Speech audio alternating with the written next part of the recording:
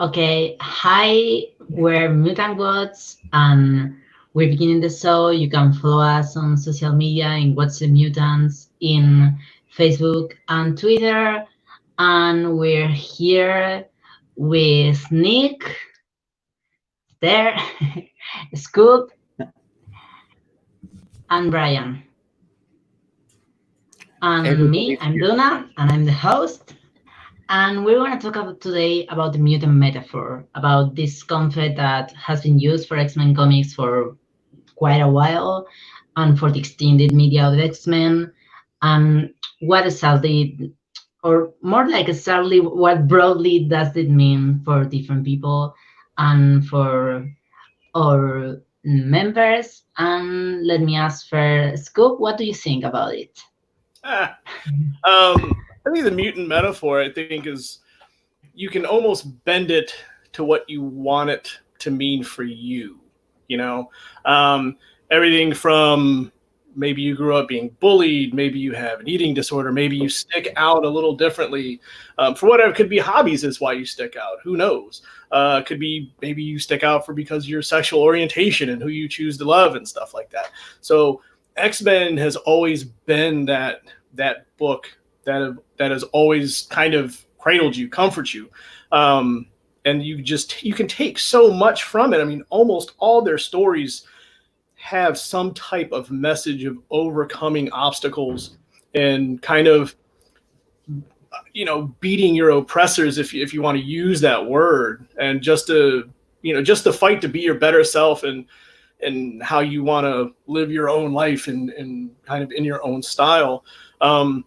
But they always kind of, it's doesn't really stop there. They have that educational moment where they want to explain why you want to live this life, why you feel this way, and it kind of helps, especially maybe for for folks that aren't really sure about themselves. Maybe it's that young teenager, maybe, or someone in their 20s, maybe they're coming of age, and they're switching jobs or they're switching lifestyles or whatever.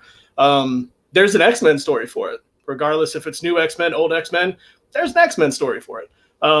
It's kind of like the Oprah thing, right? Like, you get a story, you get a story, everyone gets a story. But that's the great thing about X-Men, is because they're always there. They're that just security blanket for you, for any way of life, for any. I mean, that's why I always find it funny that, and I'm not going to say their name, but a certain group who has a problem, say, with living your life freely and how you want. I don't understand how you can be into comics. You know what I'm saying? I don't understand how you can sit here and go, oh, well, let's change it. Well, no, the X-Men, when they first came out, obviously it was about civil rights. We get that. We dig that. Even now, you know, even now with, Hawks, Pox, you can still apply that to what's going on in the world. And how is that not a beautiful thing? I mean, there's so many things in comics now that we could kind of pick, different eras and apply them to different stories. Maybe there's an underlining meaning, like, say, like, the death of Uncle Ben and what that means to Peter Parker, right? But with X-Men, it's constant. There's that constant message. As when you have other characters, there's just certain maybe eras or certain stories. But with X-Men, it's just constant. It's the constant message of just love and understanding, and we don't want to, completely be, pardon my French, being ass about it, but we're going to tell you why we want to live our lives and do this, and, just do that. But I think that, like I said, it's just a constant security blanket, makes you feel good, regardless of what era X-Men you're going to read. You're always going to, find solace in it, for sure. That's great. I think it certainly did for me. Like, the first comic I liked was X-Men. And it's mostly because I was in those situations. I was being bullied. I was um, still like trying to figure out a lot of stuff about myself. And this just makes me feel safe. Like what you say, like it was a blanket that made me feel connected to something that was not real people, but still I felt like if so much people like this, more people like me should like this also, and that's something that made me very happy and was very important for me. So yeah, I feel that a lot. What do you think about Brian, for example? Yeah, no, I actually kind of wanted to go off of what something Scoop said, or Mike said, Mhm. that when we're talking about X-Men, there is literally a story for everybody, and that is unique to any comic book or any comic character. But I'd also like to add that that's probably why sometimes it's so hard to make all of X-Men fans happy. Like it seems like there's like certain points when some X-Men fans are more happier than the others, and I think it's because they're trying to focus on different diversities, and maybe something that I connected with originally doesn't necessarily connect to that same group, and it just kind of goes back and forth. Actually, up until recently, I haven't really necessarily heard of the mutant metaphor, but I also agree with Scoop. It has a lot to do with diversity to me because it connected to me on a different level than I think that anything else did at the time. I don't think during that time in the early 90s when, X-Men animated series was around, I don't feel like DC had the same stories that connected me to X-Men because it didn't speak to me. It didn't speak to who I was, who my struggles were. And I think that anybody can relate to at least one X-Men character, whether it be maybe Magneto or, Husk or whatnot. I think everybody can relate to somebody. And I think that is what's so wonderful about the X-Men and the mutant metaphor, that it does speak to pretty much everybody. And I love that. Yeah, I mean, there's something malleable about the whole metaphor and what this franchise and what these characters represent for, not just comics, but a lot of media in general, because we've seen these characters, they've come out of comics, they've kind of transcended that medium, and they're a part of pop culture now. So the mutant metaphor takes such significance in this applicability to someone's life and the individual struggles. I mean, ultimately to me it's about the story of disenfranchisement and that type of struggle that comes from that group, that it creates a duality between those who are being disenfranchised and those who are pursuing it. And I think that's where a lot of what we've seen with the mutant metaphors exploration so far. I'm not as well read as someone like Duna or some of our other excuse me, our other members at Comic Watch here. I've been studying a lot of X-Men lately, and I've been, kind of looking at it from this angle and seeing pretty much anything before the recent Hickman reboot. We've seen a vision of the X-Men, that contrasts their human counterparts, and that interplay is what has made up the mutant metaphor. But there's something different and something a bit more complex to it that I think we're starting to touch on now, and it's a broad explanation, and I think it warrants a whole show on it because there's so much to talk about in how it relates to an individual person as well as this group that's being disenfranchised and how that person relates to that group. The mutant metaphor does wonderful things to kind of bring a voice to that and to bring a position or a way that we can communicate those types of feelings. And I think that's something that you don't really find a lot in comics, and X-Men does such a great view of presenting that method of exploration. And the mutant metaphor is kind of the heart of the X-Men, right? That's, if you get into the X-Men, it's not going to take long for you to discover. You may not know the phrase mutant metaphor, but you know exactly what we're talking about as soon as we mention it. And I think that's where the opinion comes from, and that's kind of what brings us here, right? Mm-hmm.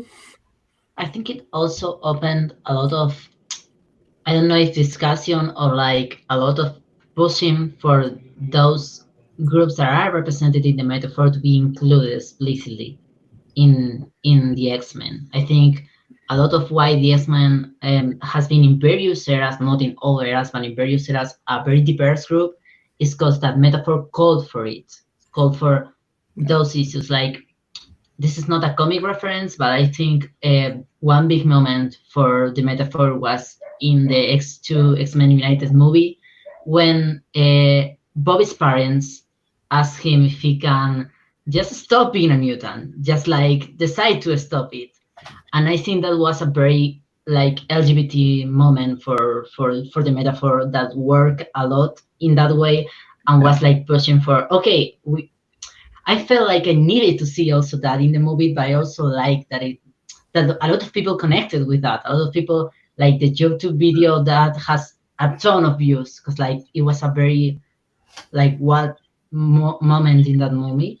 Mm. And I think that metaphor sometimes connects a lot with people, and they interact with the comic and like change the shape of it. I think I love that part, that tension of like, we want to see more of this. We like how this can represent us. I don't know. I like that, and I think what drove me when I was very little to the X-Men was that I was a queer kid, and I didn't have a lot of comics or like cool stuff that was explicitly queer, but it was a lot of queer stuff there. From that moment in that movie to when I started reading the comics and everything, I was like, but this is super queer. This moment, and this, and yeah, that. I think I love that. So I do Okay. actually. Can I tell a quick story about what you just mentioned? When have you tried not putting or not trying not to be? Have you just tried not being a mutant? So when that movie came out, I think it was in 2002. I think I don't remember. I think yes, I saw it with 10 years, so around that. Okay, so when that movie came out, my mom and I watched it later together when it came out. When I came out as a person, she actually had said that to me. Have you tried not being gay? And so it was later during like the next couple of years or however long it was, we had watched that movie, and she looked at me and like something sunk in her face where she realized like how demeaning that statement was. So I wanted to bring that up because it's very true. Like that moment may have not, like that actually does happen to people. And that was something that both myself and my mother at the time was able to connect with and realize that that was something that wasn't necessarily appropriate, but it was something that helped us have that dialogue that we wouldn't have had otherwise. Yeah, there's something important about that in giving you almost the terminology or the way to navigate a situation like that. And the X-Men help you kind of piece together, not only what other people are feeling, but how you're feeling about these situations. And it's so relatable in that way. And I think it's just across the board. There's so many different ways that it can apply to like an individual's life. And from a larger, from a larger societal standpoint, I think it's done that on a great level because it's expansive. And you find that individual applicability in the mutant metaphor in that expansiveness, because it's something that it's comprehensive enough to where it's not exclusive, I think is the term that I'm trying to find. It's not something that, even though the X-Men fandom is something that is so intimidating to get into, it's an interesting thing because the mutant metaphor is quite the opposite. As soon as you kind of get an idea of what this mutant metaphor is, it's almost instantly relatable because you can find some aspect of it to put yourself into. And the X-Men fans, I think, have created a weird dichotomy with that because I'm kind of still on the outside of the X fandom. I'm still doing tons of research so that I can understand all of the references and the timelines. Multiple. But it's something that the mutant metaphor transcends all of that. It's inclusive to its core in the sense that it's applicable. It's something you can find yourself in. And the movies, I don't know if they've done as good a job of that. I don't know if that's something that was at the forefront of, what they were trying to accomplish with them. And I think that's somewhat noticeable. You see it a little bit more in the animated series because it's, the characterizations are a little bit stronger in that.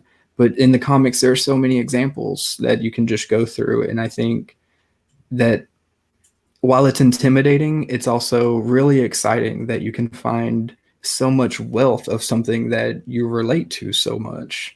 And that's part of, I think, a lot of the interest in being an X-Men fan too, is it's not just like a 12-issue series here that we're talking about. You know, we're talking about decades and decades of storytelling that you can find representation in. And I think the mutant metaphor is the catalyst for all that, right? Yeah.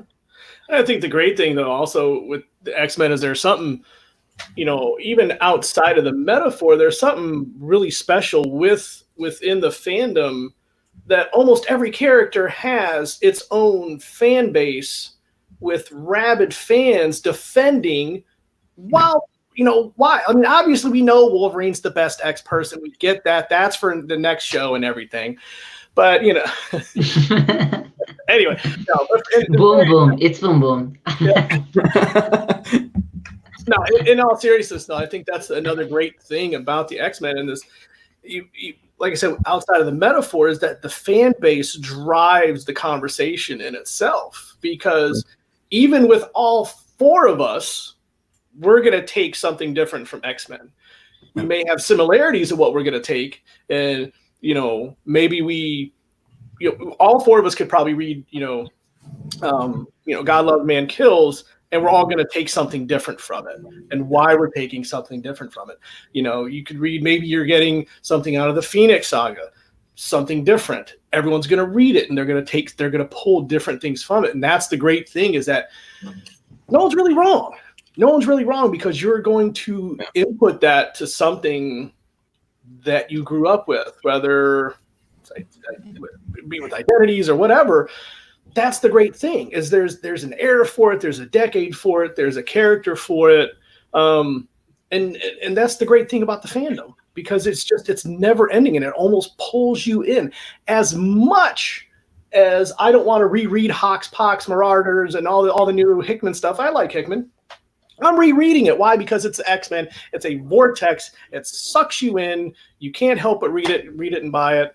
But yeah, I mean, and like I said, to get off topic, that's the great thing about the X-Men, is there's literally something for everyone, and it's always going to be different. And why you came to it. Okay, so moving on to the next point and connecting with that, there's something with everyone. What is for the three of you? What do you have a comic that you would recommend that touches on that theme? That touches on somehow that relates to the mutant metaphor. Yeah, I think maybe the first one that a lot of times is going to come up is what Scoop just mentioned in God Loves Man Kills. Yeah. When I had mentioned to Cody, who is probably going to jump in the show randomly in future episodes, the first story that he recommended that I read in order to get an idea of what X-Men are all about is God Loves Man Kills. And I think it's fundamental reading in the sense that you'll find something out of that book that's important to your relationship with the X-Men.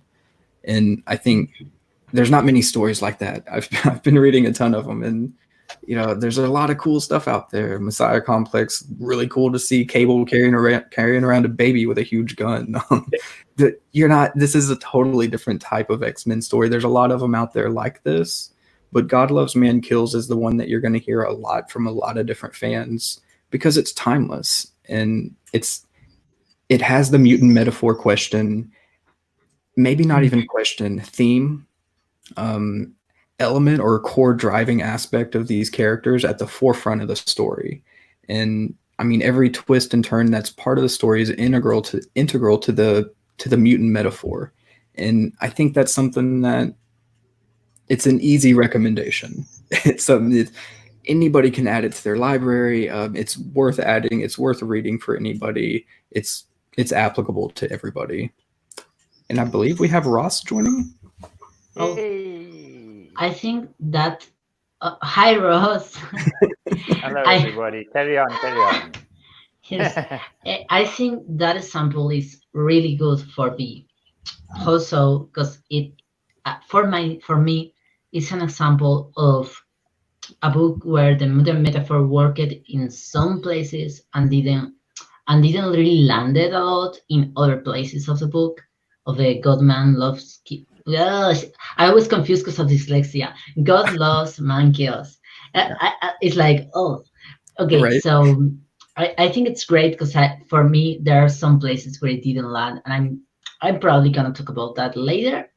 But it landed really well in other places. Like it had a very complicated stories about what finally united all these people was that being a mutant. Yeah. It was one of the first, I think not the first, but of the first like main books or famous books that did that, like united them in their. Now the only thing important is that we're all mutants in this moment because of this thing that is happening. Yeah. Any other recommendations of books and that touch on the mutant metaphor that are not God loves man kills? Yeah, actually, I have one.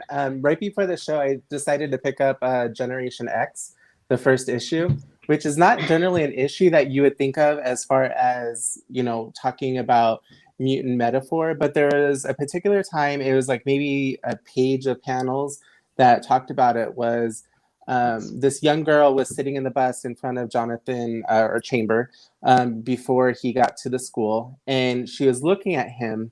And the mother said, "Don't stare." And then he pulled down his mask to show her what it was. And she tried to tell his mother or her mother about the incident. And he ended up, or the mother had her turn around and said, "That's none of his business." Which at the time when I was like, 10 or something, that panel always stuck out to me. But I didn't really resonate it as how it was, like how powerful that panel was.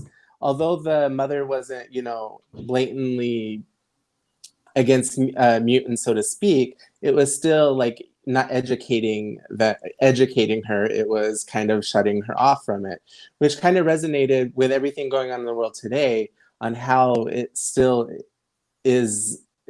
dialogue that still needs to happen, which I thought was really powerful. So I would actually still say Generation X would be the one book that I would say that actually encompasses almost all of mutant metaphor.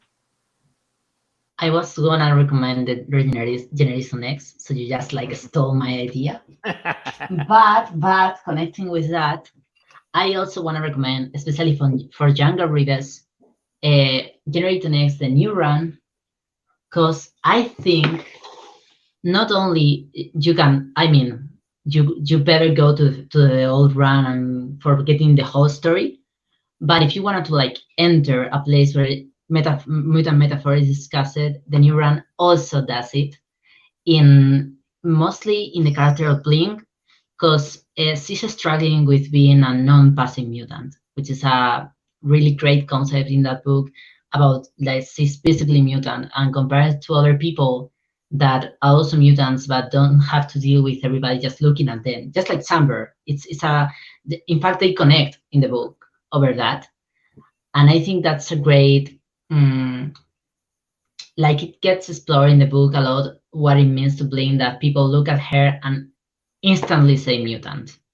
And I'm seeing that's a great point for a lot of different themes. It's not about only one. It can be applied to LGBT issues about being visibly LGBT. It can be applied to race issues. It can be applied to disability issues also.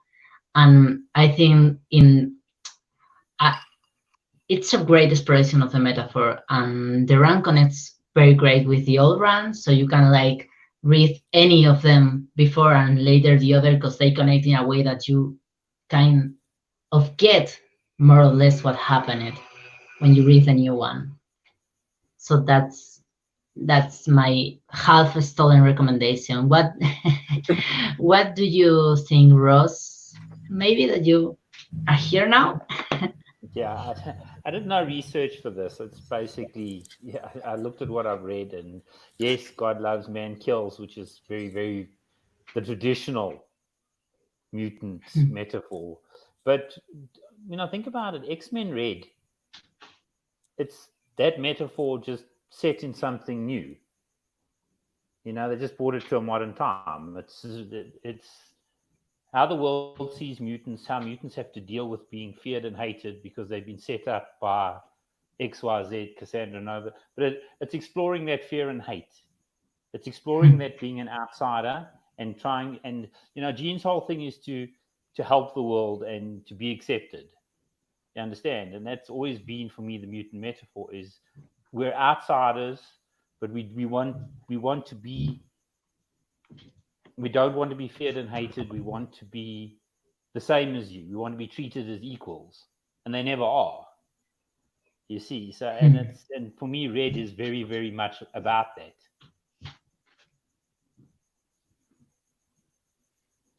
And what about you, Scoop? Oh, I never really considered the mutant metaphor as a goal for what, the X-Men team or what they hope to accomplish out of it. More so of an exploration of their situation. So I think that's an interesting way to look at the books too, because I think they do have a purpose, or there's something they're trying to achieve in this. So that is an important part of the discussion, I think. If we are also talking about single issues or graphic novels, I also think X-Men Prime, right after Age of Apocalypse, would be an excellent book to read. Because if you remember at the end, there was a killing of a young mutant. They thought they had gotten so far, and then that murder happened right outside the diner, and it kind of brought a whole nother view of it, which kind of brings us to the current topic. I totally forgot about Prime. That's a good choice. Very well. Oh. what would you recommend, Scoop?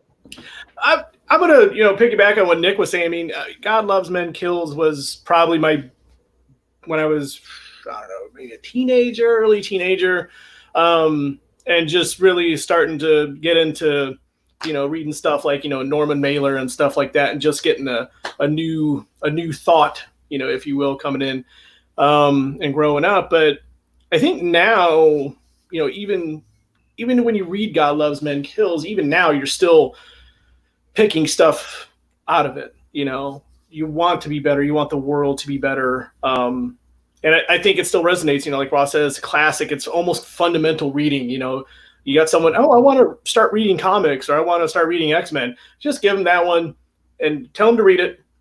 Tell them to do at least a 3 to 4 page report on it. And then you could start fishing out and farming out other books to them. But yeah, it's totally required reading, but it's timeless. It's such a classic. I mean, it never gets old, and I don't think the X message is ever going to get old. I mean, it's always going to resonate, to whatever era, generation, whatever is happening now. You can still apply it. Yeah. Well, as long as there's inequality in society, it's always going to be relevant. Oh, sure, absolutely. Until we live in utopia where everybody's equal, that's the message will always be pertinent. Maybe we need to. No, I was saying maybe we need to, invent our own Krakoa or something. Maybe Nick was onto something with this whole Krakoa thing. Maybe we'll. There is one I would like to suggest before we move on. Oh. I think District X is one that's definitely in the discussion, only because it's a much more grounded take on the mutant metaphor and what it looks like from a perspective level. Yeah, from a street level perspective. That's a great way to put it, because a lot of X-Men stories are grand spectacles with a lot of epic characters, and it's a little hard to get that grounded feeling out of it. District X takes you like right to the streets, with Bishop being a detective and his partner being a kind of shady version. A lot of stuff going on there. That's the human element of it, and then you get to see the mutant perspective of it. So you almost get a different look at the mutant metaphor and how it plays out, in everyday life. And I think that's something that, if you want to explore what that concept means in the application or in the actual books, District X, issue by issue, kind of unravels that idea and what it means to live, as someone in the mutant metaphor for real. And I think that's where I didn't really expect to like it so much. Bishop captures a lot of that struggle and, what it means to be found in that position. There's a lot of stuff with Xavier in that mission, and then how it contrasts with Magneto that kind of consumes the X-Men discussion. And if you get out of that and into stories like District X, that Bishop's probably not an A-lister, although got a huge fandom. I'll leave that to a different episode. But Bishop, I think, takes the story and allows it to explore the mutant metaphor concept in a way that you don't see a lot. And it's because of that street level take, really. That's everything that you find in it. It's kind of raw and a bit more brutal in some aspects. Some of the emotional character beats hit a little harder because of the angle or the perspective that you find yourself in when reading it.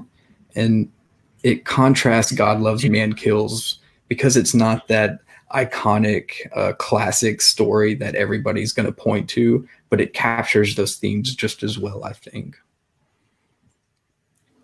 I think we also got a recommendation from in Twitter the other day from Alberto Rayo, which was also a kind of it's similar to District X it's called Mutis, and it's a book that each issue focuses on a mutant that is, in this case, yes, it's about teenagers and mostly, but it's about mutants in different part of the world and in different like country village or like a mutant in Africa, or like it focuses on mutants that are not famous and not in the center of New York and something like that, but like what is it to be a mutant in a like very boring or very or not boring, because some of them are not boring but are dangerous or are I don't know, in a very like non-ideal, yes, not traditional, non-ideal.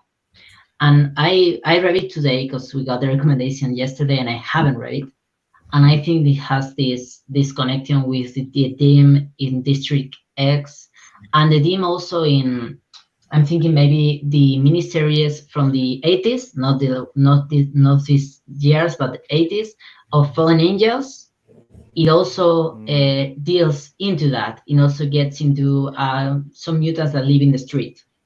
And I think that's a very interesting point because we always kind of think about this thing in like they're superheroes and they have this very, and it kind of wears off a little from the part of the metaphor that is supposed to be about identifying in a real level. And I think those are great books to dig into. And I don't know if anyone has anything to say about any of these books. No, or like I'd agree with that because it steers away from the traditional Superman cape at the back, fight, bang, boom, stab, kill. It actually examines outsiders in away from that hero environment. And I think and I think you're 100% right. I mean, Fallen Angels is very much like that. Fallen Angels is, I think, one of the first that did that explicitly, because New Mutants was trying to do that. They're not superheroes, but they're still trying to be superheroes. Yeah, they were still in the school, and there was still Charles, and there was still all of the classical elements attached to it. But with Fallen Angels, they were completely divorced from that. They were away. They were living. The school and everything was gone, and it really was the first time it did that. And I think also with years, I have become lately more interested in those stories because I want to know more about the Morlocks. I want to know more about the stories that are not necessarily about very good people that do very great stuff that is very important and happen to be mutants and oppressed. I want to know also about the not very important people that are oppressed for being mutant and how they live. And I think that's an interesting point of exploring the metaphor that these three series for people watching Mutis, District X, and Fallen Angels, the one from the 1983, I think, or 87, do. And yeah. So moving on to the next question, I'm gonna turn on my light because nobody can see me now. So if anyone wants to comment anything, I don't know if Hickman's era can fall into the recommendation list because it's such a new take on the mutant metaphor. Well, it's changed. They're no longer the victim. Yeah. They've completely reversed Mhm. They completely I won't say reverse. He's re-engineered it to say, okay. Yeah, I mean, Cody hit on it the other day, and I think the Jewish metaphor is a very, very good way to look at it. They've been led to the promised land. What happens now when they're in the promised land and they have their land of milk and honey? How do they defend it? That's the story that's been told now. It doesn't lend itself to the traditional mutant metaphor of a. Listen, they are still a minority that is discriminated against. Yeah. That element is still there, but now they have a different type of agency. Their mission isn't so much to get human beings to accept them; it's to actually expand their lifestyle that they've now been given. The direction is different. You understand? Yeah. It doesn't it is examining the mutant metaphor, but it's just examining it in an almost topsy-turvy manner. Yeah. That makes sense. I mean, it's not really topsy-turvy. It's just that he's changed the lens. He's basically shifted the lens in how you look at mutants as a society. You're looking at mutants as a society. You're not looking at mutants as part of human society. Yeah. Or trying to fit into human society. And it's very different. It is certainly not the traditional examination of a minority trying to adapt or get along with the majority, understand? Yeah. But it's still an examination of a minority. And like how you kind of mentioned in previous when you first came on about how some of the mutant metaphor is what they're trying to achieve here. So it's inherently part of the discussion that once you reach what they're trying to achieve in this utopia, it's got to be a part of the discussion. Yeah, it's a topsy turvy is a kind of a good way to put it, because it's just as important to the discussion of the mutant metaphor, because it's not based or rooted in just that struggle. It kind of explores what they set out to achieve. And if that's the driving core of the mutant metaphor, then you have to explore that more. But if you come up to someone and you're recommending a book to explore the mutant metaphor, is it effective in doing that? Can you recommend the Hickman era as an exploration of the mutant metaphor? And even though it's topsy-turvy, is it? Yeah, it's you almost have to have that background of knowledge coming into that in order to understand some of it. Yeah. I think that maybe you can, maybe not now, because we are in the middle of it and issues are releasing and we don't know where this is gonna get, but maybe 2 years from now, we will be like, this book from the Hickman era is very good for the metaphor. Yeah. And I really hope that, because I think narratives are unfolding and we are still very early or relatively early in this new place. And the mainstream book, the X-Men book, is going very like zigzagging, and it's touching very little but a lot of issues. So I don't know if we'll get to a point where we see a run or an arc or a book that is like this explores the mutant metaphor more, because I feel like not all books in the past have explored it. That's not true. And I also feel like it's not truly like fair to try that all books in the present explore it. And I also have read more these days about people being like very happy about mutants not having to like appeal to humanity. And I think that's a very interesting point, and one that we might get to explore more. And honestly, not every mutant book has to be about appealing to humans, and not all has been in the past. A lot of them have not been at all. Yeah. But now it's like the rule is not appealing, so maybe we're getting to somewhere different with it, but it's still there. As I said, it's still there. Yeah, I just think a lot of people see the new relationship as adversarial, which isn't necessarily the truth. But it's it's Krakoa, humanity. It isn't Krakoa and humanity together. It's Krakoa on one side and humanity on the other side, and that's a new thing. That's a new thing for exploration, because mutants are no longer in the sort of weaker position. They're in the stronger position for the first time, even though they have many enemies, they've got their hooks into. Well, that's really the wrong choice of words, Ross. But they've got these medications that they are giving to humanity to basically buy them out or buy peace, to buy their own little private island of safety. So, and a lot of people are just on that. They're just not ready to. They're just not ready for that change, and that's the reaction you see quite often. Yeah. It's just, I think, and I also think that where we are with the arc now, where we are with this era, we don't know what the point is yet. It's like you said, I think by the time we reach the end of this era of X-Men, and it's going to come to an end eventually, Hickman he'll make a point by the end. You understand? We just haven't got there. I can't right now.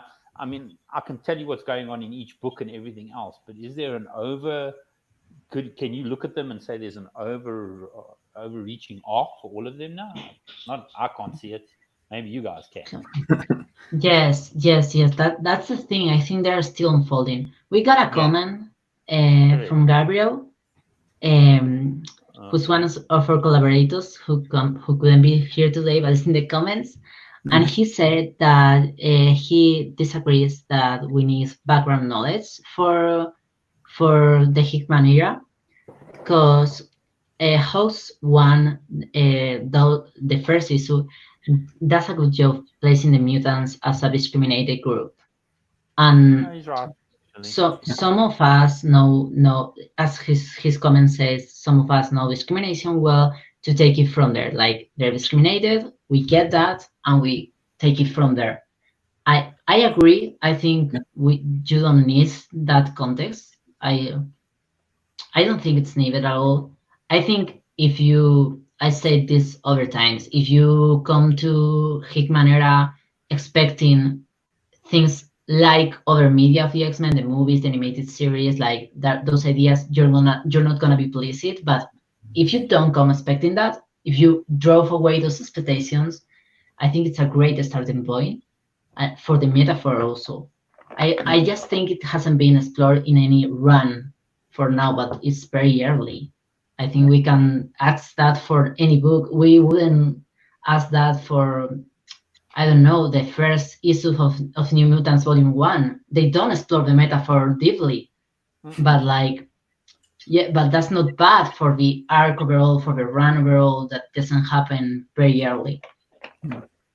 Yeah, that it does make a lot of sense that once you have the idea that this is a discriminated or disenfranchised group, they're in utopia. That's pretty much the only context you need. That was the selling point on it being new reader friendly too. Was that you didn't need to do all of that. You could jump into the Hickman era and it would kind of explain everything, where they're at, what it's setting up. And I think it does a good job in explaining or exploring the mutant metaphor from a perspective of them in utopia, because you do get culture enrichment out of it. And that's something that we just really haven't seen. There's a language now, there's art, not to spoil too much, in the latest issue of Marauders, I think, was it the latest one or the issue before, when they had him aging wine? They have all these different elements that are, you may not associate with the mutant metaphor, but it's doing interesting things with the theme, and it's taking it in directions that you don't really see.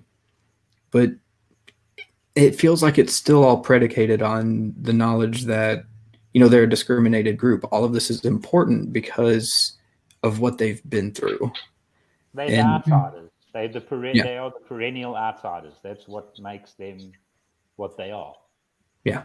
And that's why everybody can relate. So I missed the beginning of the conversation earlier. Is that what Stan and Kirby did when they came up with this? Is I don't think it was knowingly.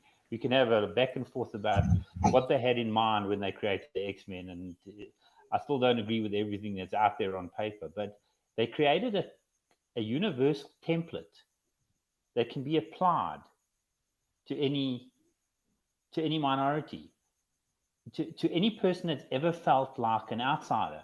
So you can apply it to the gay community, you could apply it to people of color community, you can apply it to any person that felt left out, excluded.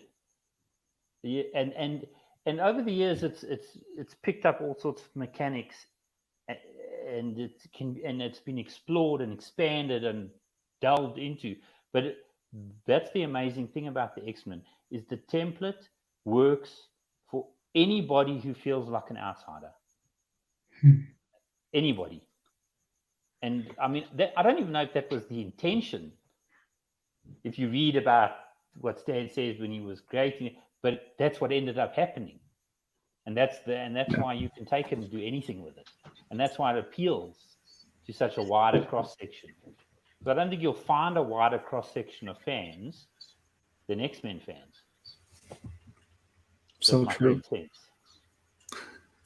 Okay, so taking on this, Nick, we want to say something? Go ahead. Okay, so taking on this, and I think watching this now and like thinking myself of the next question I was gonna ask, which is if there's some place where the mutant metaphor didn't land well or didn't like work. And I myself have brought some examples, not examples, but the things I feel like kind of also give meaning to this whole Hickman era being liberating in a way, is that okay, so in God Loves, Man Kills, there's a moment at the beginning of the book where Kitty is comparing her suffering to the suffering of other people, of Black people, that it's not really represented anymore in the book, and it's blatantly ignored. And I feel this is a place where the mutant metaphor landed wrong, because it's like, we're using this to compare this with this, but you're not explaining why. It's not landing in a way. It's just a comparison that has no, like, I don't know how to say it, but like the main result of that is that Black mutants, for example, were left out of that conversation. What does that mean for Black mutants? And I think one of the good things that X-Men has been doing better with time, or learning from what he has done, is understanding that it's not a substitute, that the mutant metaphor is not like, I'm gonna compare the mutant metaphor with this now, and you're all gonna like swallow it and do your stuff. But like more of a broad thing, bringing together people who feel outsiders, but not necessarily comparing to anyone's particular suffering. So I'm just gonna ask if you all have any other like thoughts about where it didn't land, or where it did land, because it, I don't know, it learned from something, or first time book you say, I love how this book did this, because it stayed away from like catchphrases. Like, I don't know if I'm explaining myself well. Yeah, no, I think there's a bit of nuance that can be lost in that translation. We were discussing the latest Marauders issue with Emma's whole situation, and I think it was Cody who had mentioned that maybe the writer's voice superseded the character's voice in that moment, and you can feel that come through where the mutant metaphor may not land as much, because you lose the nuance in that openness or that interpretation if you make those strong, strict, direct connections. If you're comparing the mutant metaphor to, you know, the plight of the Black community right now, you're going to lose a lot of that nuance, and it's not going to hit the same. It's not going to hit that level of relatability. And I think you'll find that in issues where it's treated as an afterthought. And I don't know if you could make that case with God Loves, Man Kills, that it's treating this mutant metaphor as an afterthought, but it's so heavy in it that some don't land. And I think that's this voice coming through. And I think that you're going to find that in a lot of different books, where the voice of whoever's, you know, in the creative team is kind of superseding the nuance of the mutant metaphor and how it can be applied. But it's tough to pinpoint an example of it not landing. I think there's an interesting discussion around of Kurt Wagner's religion that just came up recently. And I think that kind of delves into where the mutant metaphor may not have landed as well, because you lose a bit too much of the nuance by comparing it too much. And I think maybe that's where a lot of the, I don't want to say failures, but where the shortcomings are. I think also when a writer that has an experience, an unoppressed experience, gets brought up to the X-Men, they usually don't like blatantly put the experience as this is it, but they like include the stuff that is.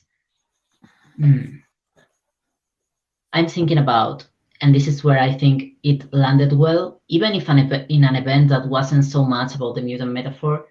In Prisoner X, I think the layers of different things that Vita was doing with incarceration and with the X-Men and with that stuff worked well, because it didn't like just went for like, I'm gonna put this and this here, which is simple and comparable. And I think the mutant metaphor is richer when it is in a comparison or a direct, like two-way alley, but more of a how I'm gonna make this book more interesting and more like, I don't know, open to people identifying with the parts of it. I want to make that. And I don't know.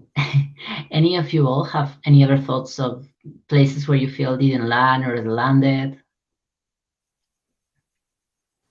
For me, I would kind of say that it's the Hickman error. Like, I'm not connecting with it as well. But that was actually kind of before we had this conversation.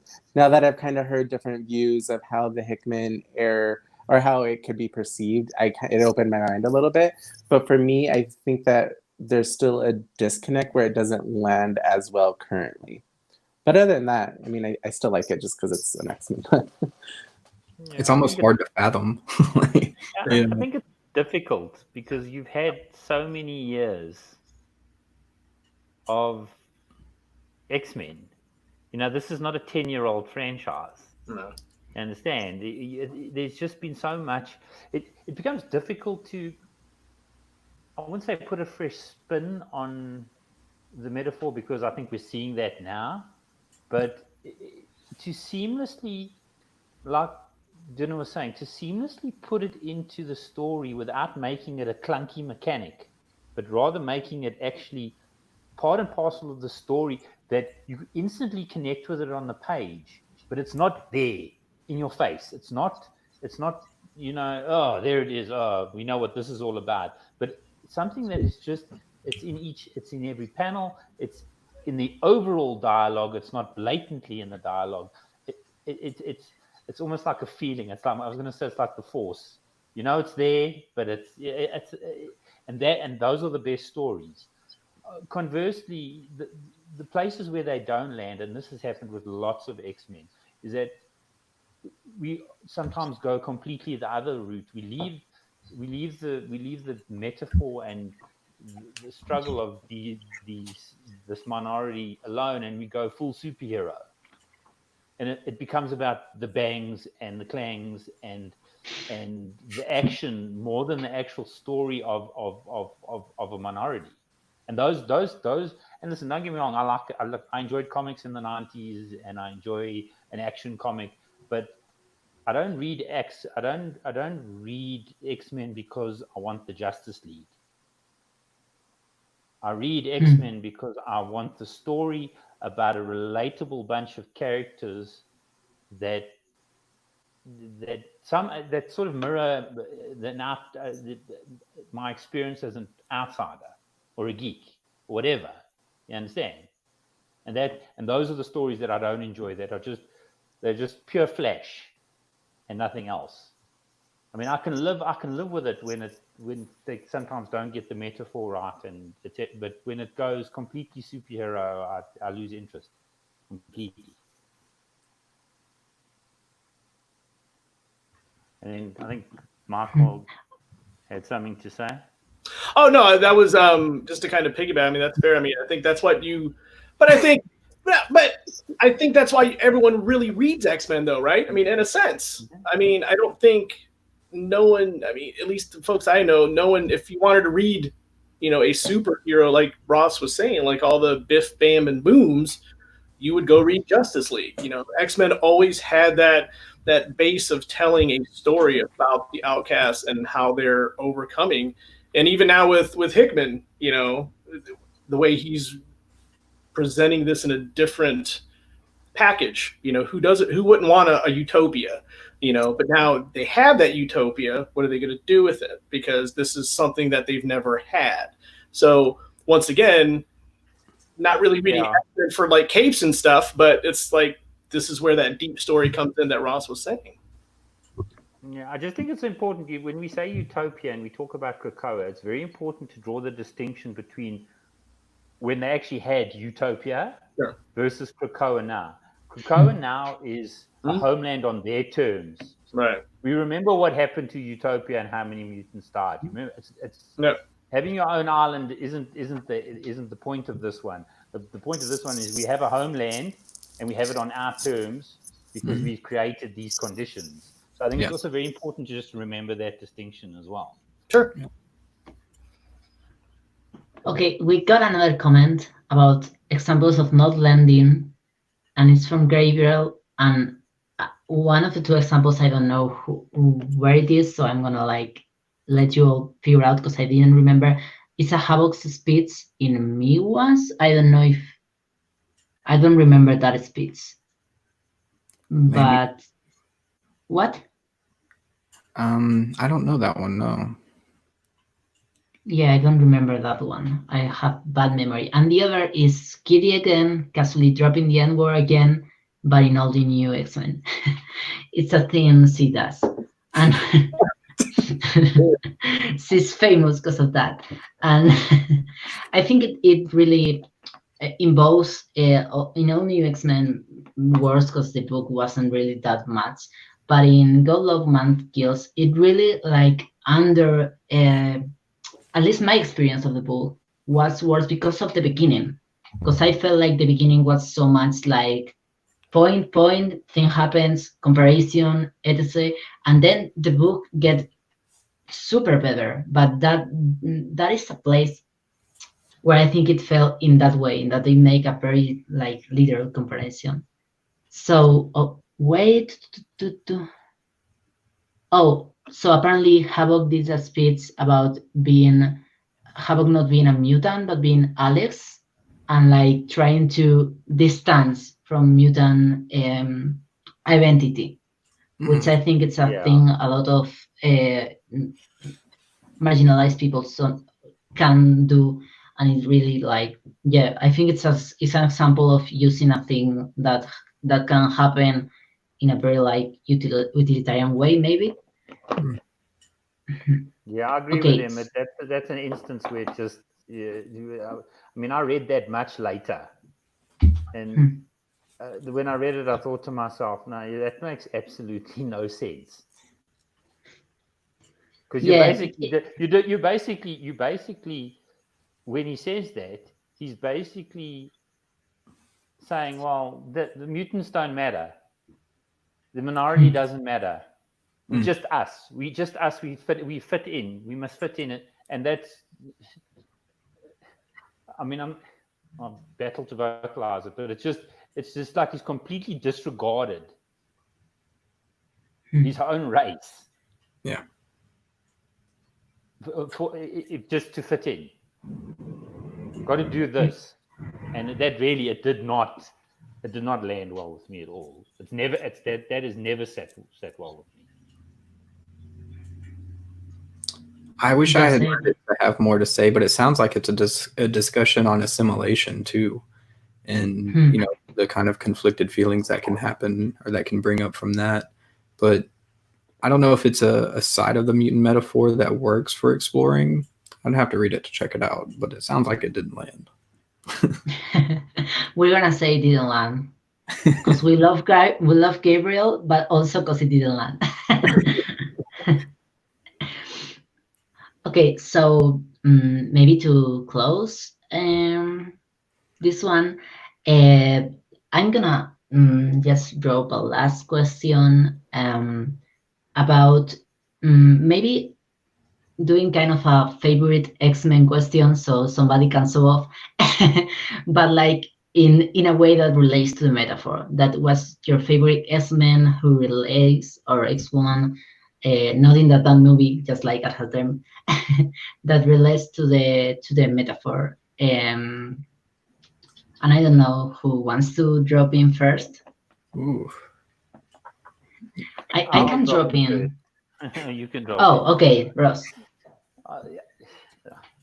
Not going to be popular, but Gambit. Oh, Gambit fails more than he succeeds. Okay. I mean, you can backtrack it. You can go into Red. Gambit's first appearance in Red, somebody dies. He tries to stop it, somebody dies. And if you work your way backward, he's done some terrible, terrible things. I mean, what he did with the Morlocks, etc., etc., etc. A lot of the stuff he's done in self-interest. But the thing about Gambit is he keeps trying to be better constantly. And he keeps trying to work to be that hero and to be something better and to fit in with his fellow X-Men. And he's the only character who started off meaning to be a villain, was popular, so they decided, no, not going to do that. But he's done terrible things, and they never shied away from that. They showed that he was directly responsible for getting the Mutant Massacre and the Morlocks slaughtered. Okay, sure, they made that he saved the baby and da-da-da, but he constantly tries to be better, and that, for me, Gambit has always, that's why I relate to the character, is because he's constantly striving to do better for the people that he loves, to fit in. I can actually follow. Oh, Go ahead. No, go ahead. I was gonna say we have another comment, and it's of the previous name, so better say it before we close with that.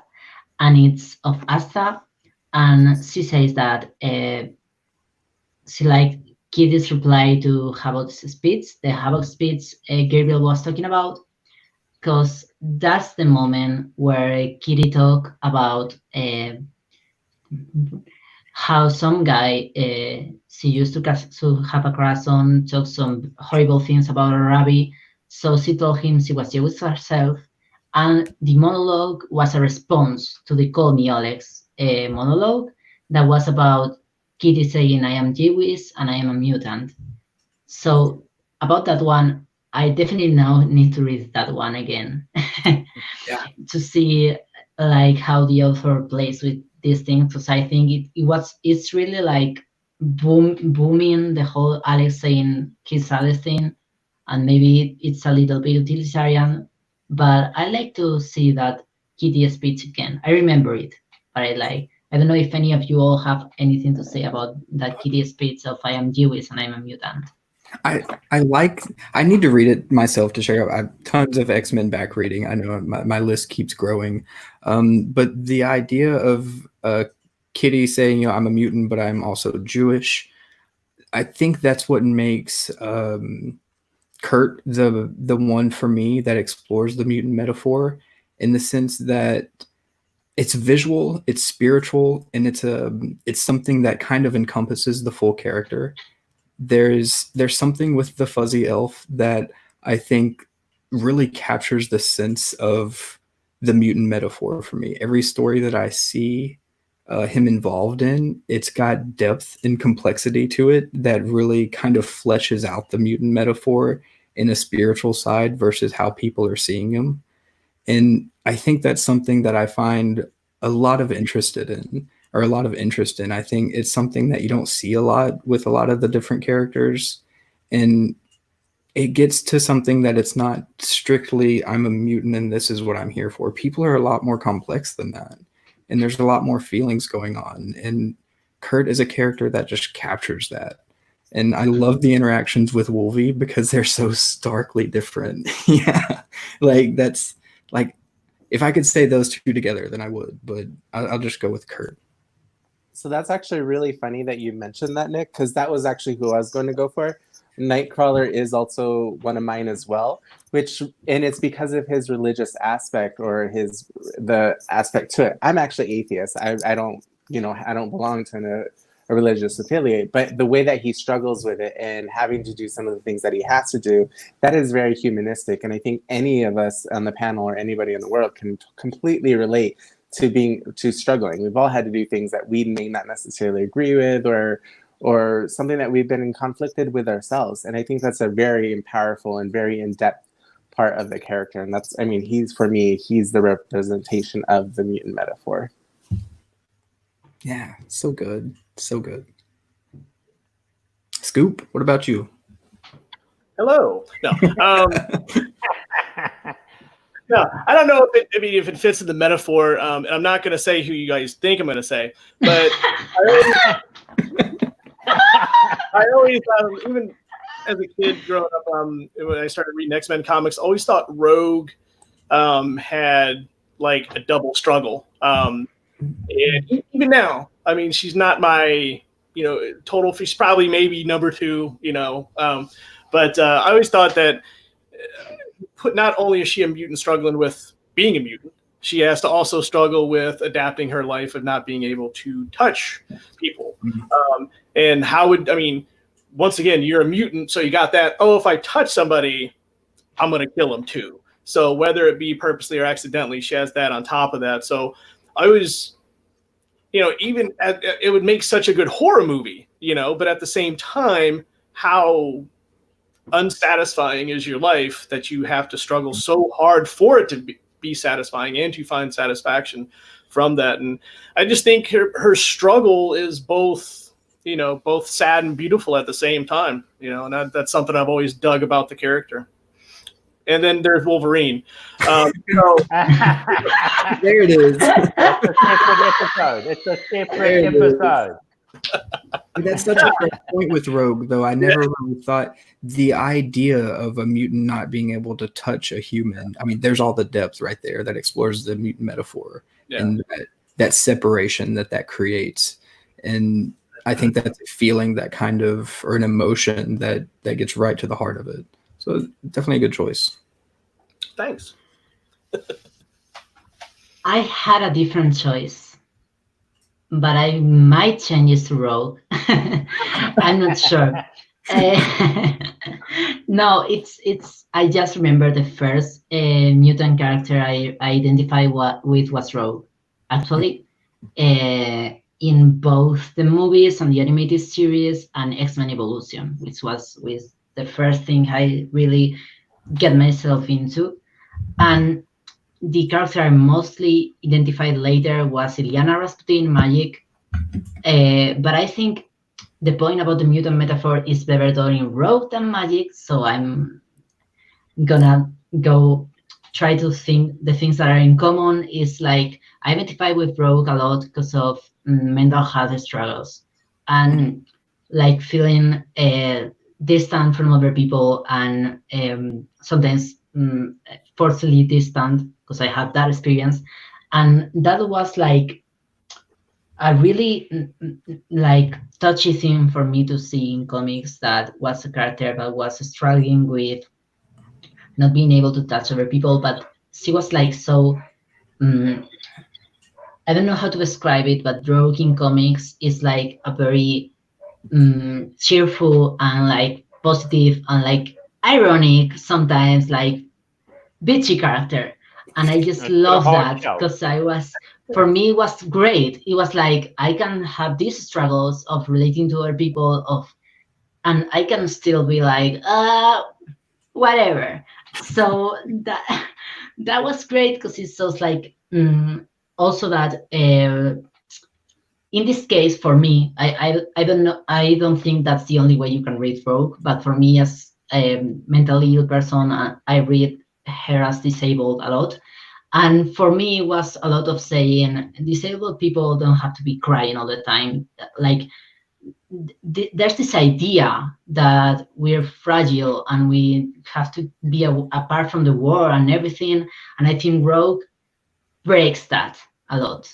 She's like very in the team. She's like very interacting with a lot of characters. She's going all the way, and she talks a lot. And I think that's great because she's like defying that stereotype. And that's why I changed to Rogue. I didn't think this at all. I thought the question, but I didn't think Rogue. But that's why I changed. I think I And might yeah. change to Rogue now. Oh my gosh.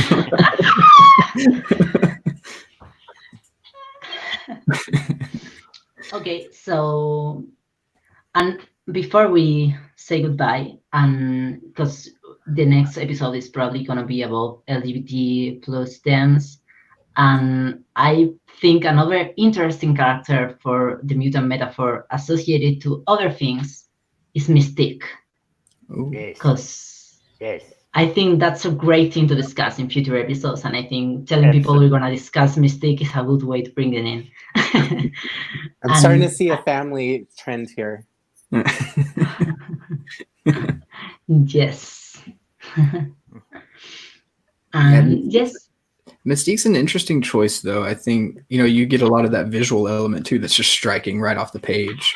But there's a lot of depth there, I think, with Mystique that a lot of people may wish they had that ability to be able to fall in line like that in or at will, and then step out of it at will, too. And there's an interesting exploration there. Well, the juxtaposition there is her physical ability and what it represents and what you can read into it versus her actual character. Yeah.